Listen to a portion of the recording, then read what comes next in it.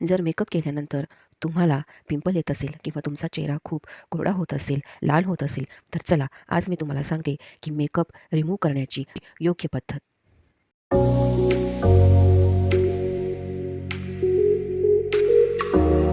Makeup करताना आपण चेहऱ्याला बरेचसे प्रॉडक्ट लावत असतो. जसं की फाउंडेशन झालं, प्रायमर झालं, कन्सीलर, लिपस्टिक, हायलायटर.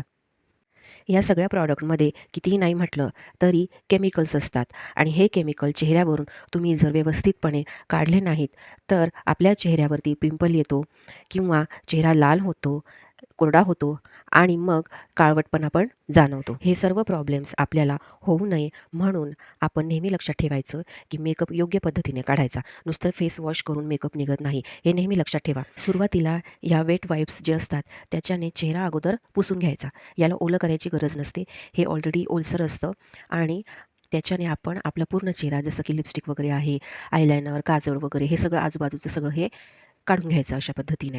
बघा, तुम्ही बघू शकता फर्स्ट ॲप्लिकेशनने हे सगळं निघून जातं आणि मग हलक्या हाताने पूर्ण चेहऱ्यावरचं जे प्रॉडक्ट आहे ते सगळं काढून घ्यायचं. मी इथे ट्यूलिप्सचे वेट वाइप्स यूज केलेले आहेत. हे जे वेट वाइप्स असतात ते ट्रॅव्हल फ्रेंडली असतात. हे तुम्ही मेकअप करण्या अगोदरसुद्धा यूज करू शकता चेहऱ्याला स्वच्छ करण्यासाठी आणि तुम्ही मेकअप झाल्यानंतरसुद्धा यूज करू शकता या अशा पद्धतीने. बघा, पण याच्याने पूर्ण मेकअप निघत नाही हे लक्षात ठेवा. याच्यानंतर आपण यूज करणार आहोत मेकअप रिमूव्हर.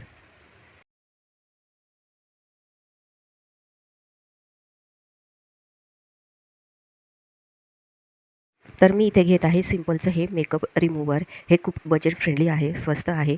तुम्ही घेऊ शकता. मी हे नायकावरून ऑर्डर केलेलं होतं आणि बघा हा पिंक कलरचा जो पॅड आहे ना, मेकअप रिमूव्हर पॅड, त्याच्यावरती घ्यायचं किंवा एखाद्या रुमालावरती जरी तुम्ही घेतलं तरीही चालेल आणि 3-4च ड्रॉप्स घ्यायचे ते फक्त आणि पूर्ण चेहऱ्याला अशा पद्धतीने अप्लाय करून घ्यायचं. त्याच्याने काय होईल, जो पण तुमचा एक्स्ट्रा मेकअप जो असेल, जो निघालेला नाही आहे वाइप्सने, तो याच्याने निघून जाईल. जे ग्लिटरी प्रॉडक्ट्स असतात म्हणजे की आपण आयशॅडो वगैरे यूज करतो, हायलायटर यूज करतो, ज्याच्यामध्ये ना चमकी असते, तर ते लवकर निघत नाही.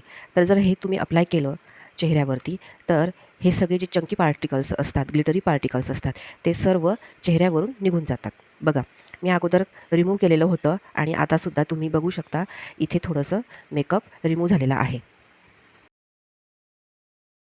आता आपण करणार आहोत फेस वॉश. तुमच्याकडे एखादं क्लीन्झर असेल किंवा एक माइल्ड फेस वॉश असेल, त्याच्याने तुम्ही चेहरा स्वच्छ धुवून घ्यायचा आणि बघा अशा पद्धतीने कोरडा करून घ्यायचा.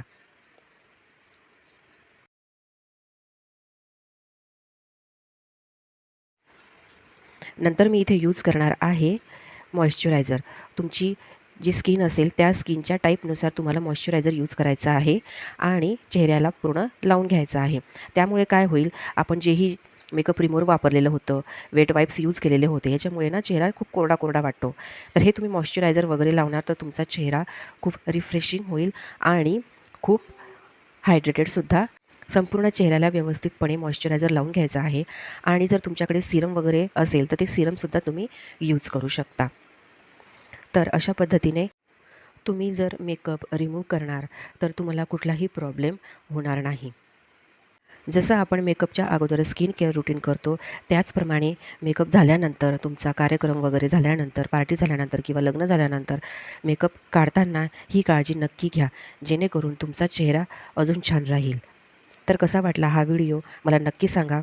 माझ्या चॅनलला सबस्क्राईब करा, लाईक करा आणि शेअर करा. तोपर्यंत मिळूयात पुढच्या व्हिडिओमध्ये. Bye bye.